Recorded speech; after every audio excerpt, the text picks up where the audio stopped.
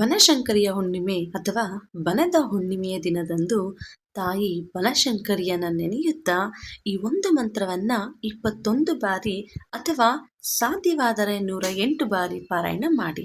ಖಂಡಿತವಾಗಿಯೂ ಅಮ್ಮನವರ ಕೃಪೆಯಿಂದ ನೀವು ಅಂದುಕೊಂಡಂತಹ ಕೆಲಸ ಕಾರ್ಯಗಳು ಮುಂದಿನ ಹುಣ್ಣಿಮೆಯೊಳಗೆ ಖಂಡಿತವಾಗಿಯೂ ನೆರವೇರುತ್ತದೆ. ಹಾಗೆ ಈ 2026ರಂದು ನಿಮ್ಮ ಜೀವನದಲ್ಲಿ ಕಷ್ಟಗಳೆಲ್ಲ ತೊಳೆದು ನಿಮಗೆ ಇಷ್ಟಗಳು ಸಿದ್ಧಿ ಪ್ರಾಪ್ತಿಯಾಗುವುದು.